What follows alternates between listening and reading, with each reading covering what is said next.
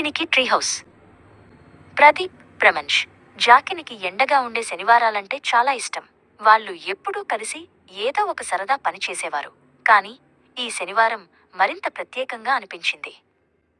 Tree house. ప్రమంష్ కళ్ళు పెద్దవి చేసుకుని ఆశ్చర్యంగా అన్నాడు.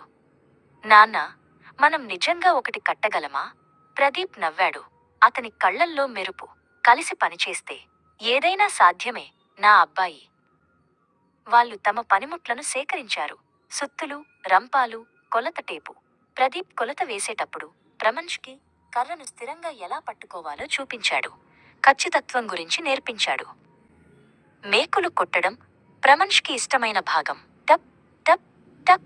నాన్న చూపించినట్లే అతను జాగ్రత్తగా మేకులను కర్రలోకి కొట్టాడు. ప్రతిదీ నిటారుగా ఉండేలా చూసుకున్నాడు.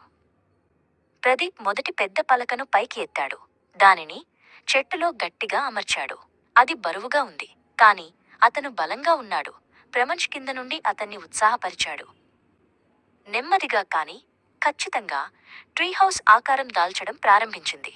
గోడలు పైకి లేచాయి. తర్వాత నేల, తర్వాత ఒక చిన్న హాయిగా ఉండే పైకప్పు. ప్రతి భాగం వారి కలకి ఒక అడుగు దగ్గరగా ఉంది. మేకు వంగిపోయినా లేదా కర్రముక్క సరిగ్గా సరిపోని సందర్భాలు ఉన్నాయి. కాని ప్రదీప్ ఎప్పుడూ ప్రమంష్కి గుర్తు చేసేవాడు. తప్పులు కేవలం నేర్చుకోవడానికి అవకాశాలు మాత్రమే, నా అబ్బాయి.